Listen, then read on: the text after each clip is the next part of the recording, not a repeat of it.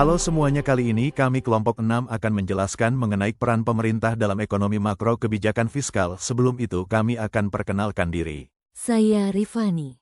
Saya Rini. Saya Posma. Saya Stephen. Saya Vincentius. Baiklah, kita masuk ke penjelasannya. Model perekonomian dengan variabel pemerintah disebut juga sebagai model perekonomian tiga sektor, yaitu rumah tangga memiliki peran dalam melakukan kegiatan konsumsi barang, jasa dan menyediakan faktor produksi seperti tenaga kerja. Perusahaan berperan dalam produksi barang atau jasa dan juga membayar faktor produksi yang digunakan. Pemerintah sebagai pelaku tambahan, bertindak sebagai pengatur kegiatan ekonomi antara perusahaan dan rumah tangga. 1. Pajak langsung. 2. Pajak tidak langsung. 3. Pajak regresif. 4. Pajak proporsional. 5. Pajak progresif. Pajak terhadap konsumsi dan tabungan. Pajak diartikan juga sebagai pengurang pendapatan, sehingga pendapatan yang telah dikurangi pajak dikatakan sebagai pendapatan disposable, dapat digunakan, atau dengan kata lain pendapatan bersih setelah pajak dikurangi. Persamaan tersebut dituliskan sebagai berikut ini. IT sama dengan Y dikurang T, di mana IT, pendapatan disposable, Y, pendapatan, T, pajak total. Pengeluaran pemerintah, government expenditure. Pengeluaran pemerintah adalah semua bentuk pengeluaran yang dilakukan oleh pemerintah pusat maupun daerah untuk membiayai kegiatan negara dalam rangka menjalankan fungsi-fungsinya. Biaya pengeluaran pemerintah seperti administrasi negara, pendidikan dan kesehatan masyarakat, pengeluaran militer, pembiayaan infrastruktur. Pengertian APBN. Anggaran pendapatan dan belanja negara atau disingkat APBN adalah rencana keuangan tahunan pemerintahan negara Indonesia yang disetujui oleh Dewan Perwakilan Rakyat.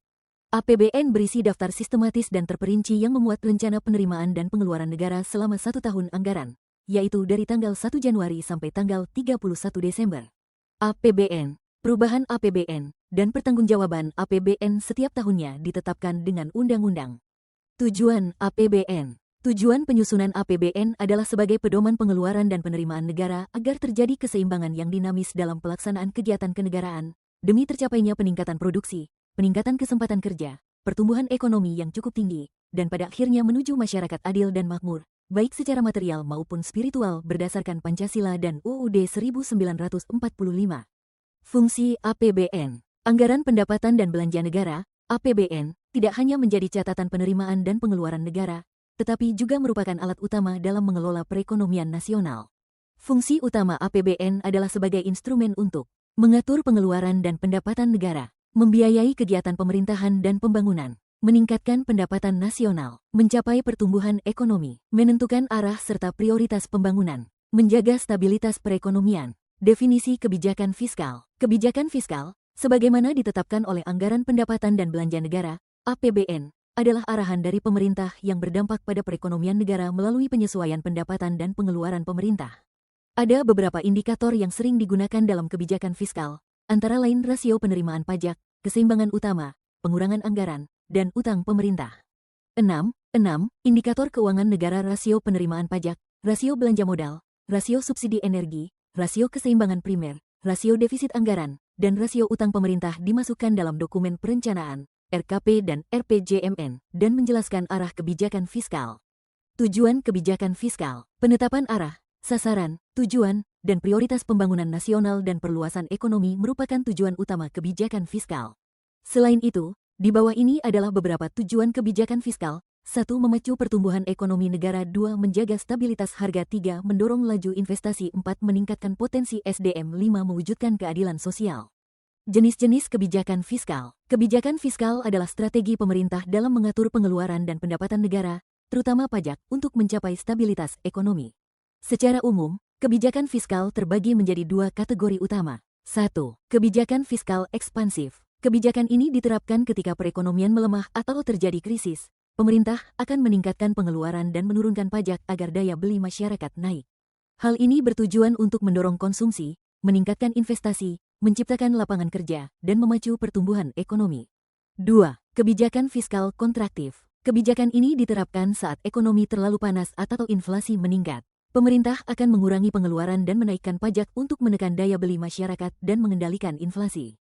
Instrumen kebijakan fiskal. Kebijakan fiskal setidaknya menggunakan 3 alat yang berbeda, yaitu 1. Pajak. Pajak merupakan alat yang paling signifikan dalam kebijakan fiskal karena memiliki kemampuan untuk mengendalikan daya beli masyarakat.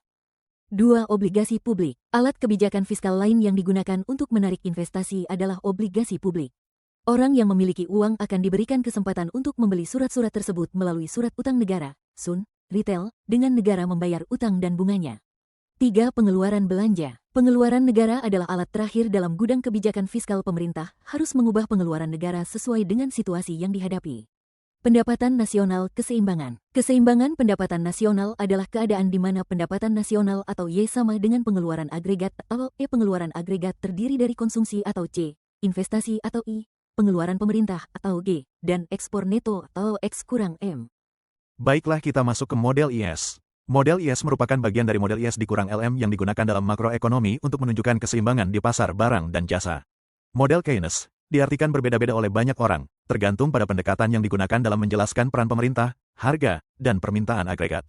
Keseimbangan pasar barang. Pasar barang adalah pasar yang mempertemukan penawaran dan permintaan barang dan jasa. Pasar barang sering diistilahkan dengan sektor real. Permintaan dalam pasar barang merupakan agregasi dari semua permintaan akan barang dan jasa di dalam negeri, sementara yang menjadi penawarannya adalah semua barang dan jasa yang diproduksi dalam negeri. Kurva IS. Kurva IS adalah suatu kurva yang menjelaskan hubungan antara berbagai tingkat bunga, atau R, dengan pendapatan nasional keseimbangan, atau Y, di mana pasar barang pada posisi keseimbangan.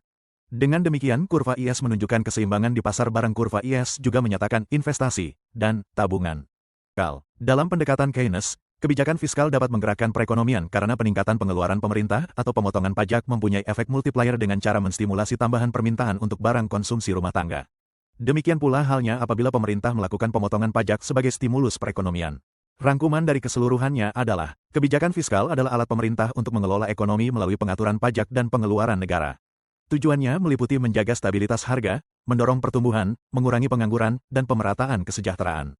Terdapat dua jenis kebijakan, fiskal ekspansif, menaikkan belanja atau menurunkan pajak saat ekonomi melambat, dan fiskal kontraktif, mengurangi belanja atau menaikkan pajak saat inflasi tinggi.